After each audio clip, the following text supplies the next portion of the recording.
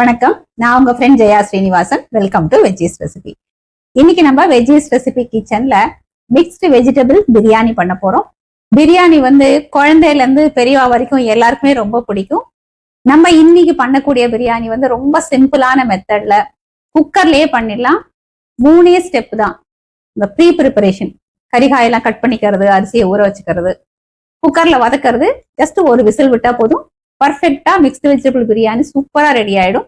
ரொம்ப அதிகமான மசாலாவும் இருக்காது, நல்ல மைல்டாவும் இருக்கும். இது வரைக்கும் நான் பிரியாணி பண்ணதே இல்லை அப்படிங்கிறவா கூட, பிகினர்ஸ் கூட ரொம்ப ஈஸியா பண்ணிடலாம். சாதம் ஒன்னோட ஒண்ணு ஒட்டாது, குழையாது, ரொம்ப அருமையா வரும். டேஸ்ட் ரொம்ப அட்டகாசமா இருக்கும். என்ன கேட்டெல்லாம் மத்த எல்லா சமையல் பண்றதை விட இந்த பிரியாணி பண்றது ரொம்ப ஈஸியா இருக்கும், குவிக்காவும் ஆயிடும். தொட்டுக்கிறதுக்கு ரொம்ப சிம்பிளா ஒரு ஆனியன் ராய்த்தா இல்லைன்னா குக்கும்பர் ராய்த்தா இந்த மாதிரி இருந்தாலே போதும். அதுலயே நம்ம நிறைய காய்கறிகள் சேர்க்கறதுனால வேற எதுவுமே தனியா ஸ்பெஷலா வேணும் அப்படின்னு அவசியம் இருக்காது.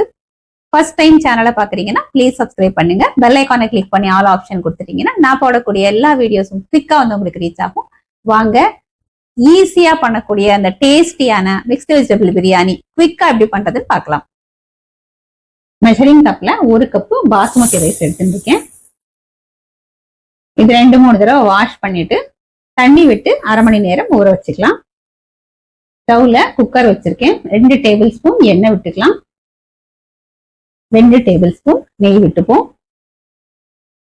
எண்ணெய் சூடானதும் சின்ன பீஸ் பட்டை, 4 கிராம்பு, 3 ஏலக்காய், 1 அனாசி பூ, 1 மராட்டி மொக்கு, 2 மசாலா இலை, கொஞ்சம் கல்பாசி. லோ ஃப்ளேம்ல இதை கொஞ்சம் நெய்யில நல்லா ஃப்ரை பண்ணிக்கலாம். இதுல ஸ்லிப் பண்ணி வச்சிருக்கிற 2 பச்சை மிளகா, 2 மீடியம் சைஸ் வெங்காயத்தை இதை போல நீளமா கட் பண்ணியிருக்கேன், இதுவும் சேர்த்துடலாம். வெங்காயம் நல்லா வதங்கணும்.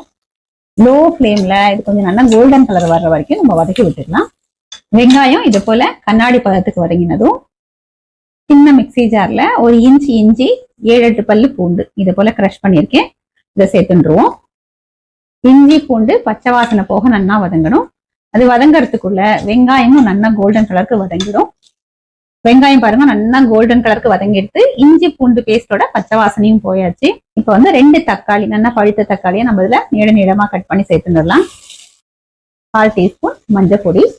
தக்காளி வதங்கறதுக்காக கொஞ்சமா உப்பு சேர்த்துக்கலாம். தக்காளி நல்லா சாஃப்டா வதங்கணும். ஒரு மூடியை போட்டு மூடிடலாம். தக்காளி சீக்கிரம் சாஃப்டா வதங்கிடும்.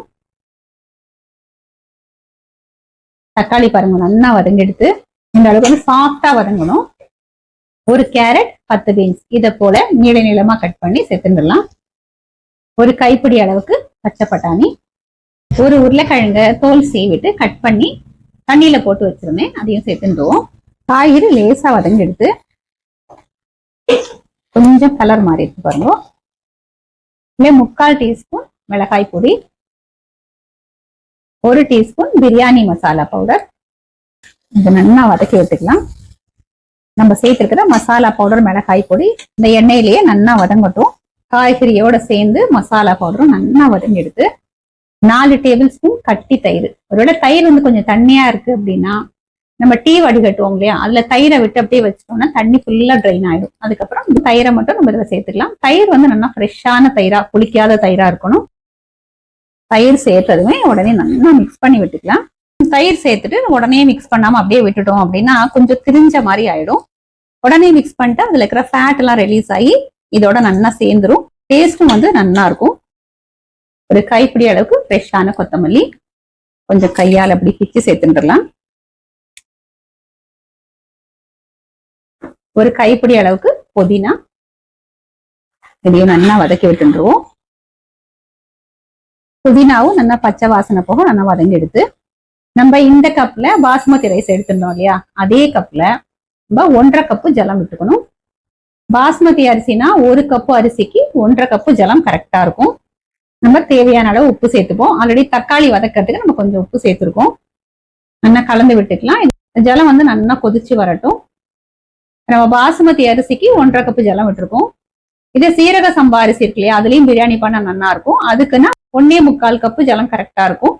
இதே நம்ம டெய்லி ரெகுலரா சாப்பிட்றதுக்கு யூஸ் பண்ணுவோம் இல்லையா ரைஸ், பச்சரிசி, அதுக்கு 2ல இருந்து 2.25 கப்பு வரைக்கும் கரெக்டா இருக்கும். இது நல்லா கொதிச்சு வரட்டும். இது நல்லா கொதிக்க ஆரம்பிச்சாச்சு. ஒரு தடவை மிக்ஸ் பண்ணி விட்டுக்கலாம். நம்ம பாஸ்மதி அரிசியை வாஷ் பண்ணி ஊற வச்சிருந்தோம் இல்லையா, தண்ணியை ஃபுல்லா கம்ப்ளீட்டா ட்ரைன் பண்ணிட்டு அரிசியை வந்து குக்கர்ல சேர்த்துருவோம். இது நல்லா மிக்ஸ் பண்ணி விட்டுப்போம். அரிசி ஊறி இருக்கிறதுனால சாஃப்டா இருக்கும். கொஞ்சம் ஜென்டலா மிக்ஸ் பண்ணிக்கணும். இது நல்லா கலந்து விட்டாச்சு. இந்த அரிசி வந்து கொஞ்சம் வேகணும், அதாவது ஒரு 50% அளவுக்கு வேகணும். இந்த தண்ணியை நம்ம டேஸ்ட் பண்ணி பார்த்தோம் அப்படின்னா உப்பு கொஞ்சம் ஒரு கல்லு தூக்கலா இருந்தது அப்படின்னா நமக்கு பிரியாணி வெந்ததுக்கு அப்புறம் உப்பு கரெக்டா இருக்கும். தண்ணியை டேஸ்ட் பண்ணி பார்த்துட்டு நம்ம அட்ஜஸ்ட் பண்ணிக்கலாம். ஒரு டீஸ்பூன் அளவுக்கு லெமன் ஜூஸ் புழிஞ்சிக்கலாம். லெமன் ஜூஸ் புழியறதுனால பிரியாணி வந்து குழஞ்சு போகாம அரிசி வந்து ஒன்னோட ஒண்ணு ஒட்டாம நல்லா வரும். இப்ப பாருங்க, சாதம் வந்து 50% வெந்துடுது. நம்ம விட்ட தண்ணி கூட பாதி ஆயிடுது பாருங்க. தண்ணி ரொம்ப கம்மியா இருக்கு. பாக்குறதுக்கு நிறைய சாதம் மேல அரிசி நல்லா தெரியறது. இந்த அளவுக்கு வந்து ஓப்பனாவே வேக வச்சுக்கணும்.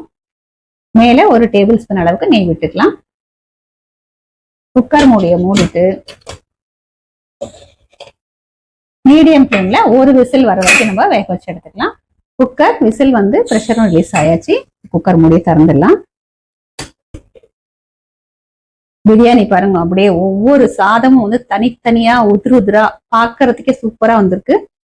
நம்ம கரண்டியால மிக்ஸ் பண்ணாம இந்த மாதிரி ஃபோர்க் ஏதாவது இருக்கும் இல்லையா, அதெல்லாம் லேசா அப்படி எடுத்து எடுத்து விட்டோம் அப்படின்னா ஒன்னோட ஒன்னு அழகா ஒட்டாம நல்லா வரும்.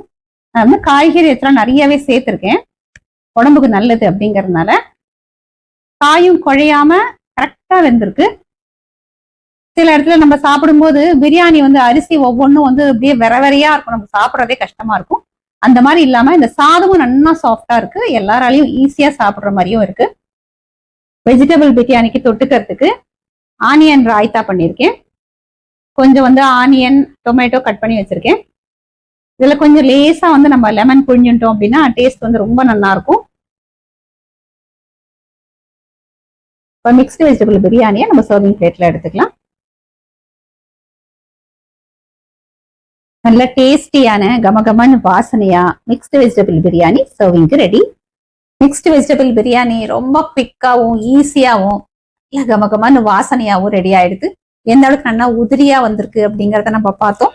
அழகா பிளேட்ல வந்து ஆனியன் ராய்த்தா, கொஞ்சம் வந்து வெங்காயம் தக்காளி எல்லாம் கட் பண்ணி எடுத்துட்டு இருக்கோம்.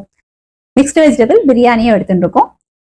இப்ப இந்த ராய்த்தாவோட மிக்ஸ்டு வெஜிடபிள் பிரியாணியை நம்ம டேஸ்ட் பண்ணி பார்க்கலாம். இது வெங்காய தயிர் பச்சடி இல்ல வெள்ளரிக்காய் தயிர் பச்சடியோட டேஸ்ட் சூப்பரா இருக்கும்.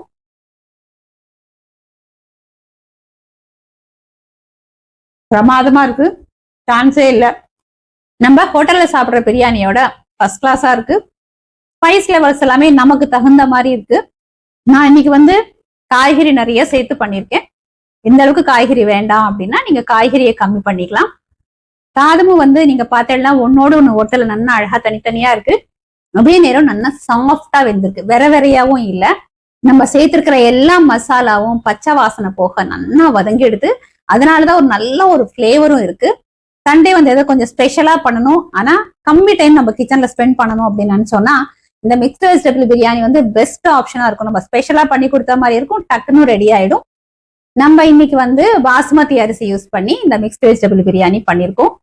இது சீரக சம்பாலையும் பண்ணலாம், நார்மல் நம்ம ரெகுலரா யூஸ் பண்ணக்கூடிய பச்சரிசிலையும் பண்ணலாம். எப்படி பண்ணாலுமே நல்லா இருக்கும். என்ன பாசுமதி அரிசி அப்படின்னா நமக்கு நீளமா தனித்தனியா தெரியும். மற்ற அரிசியோட சைஸ் வந்து கம்மியா இருக்கும், அவ்வளவுதான். டேஸ்ட் வந்து பெருசா எந்த வித்தியாசமும் இருக்காது.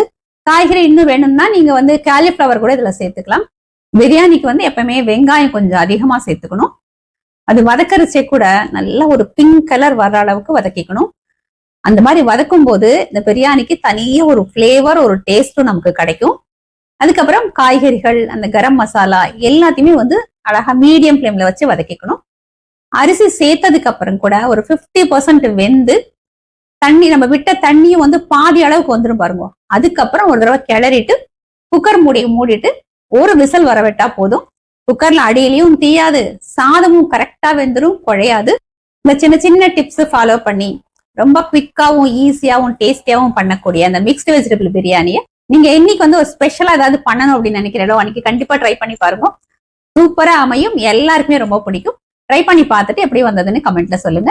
லைக் பண்ணுங்க, உங்க ஃப்ரெண்ட்ஸ் அண்ட் ஃபேமிலியோட ஷேர் பண்ணுங்க. இன்னொரு புது ரெசிபியோட நாளைக்கு நான் உங்களை மீட் பண்றேன். தேங்க்ஸ் ஃபார் வாட்சிங்.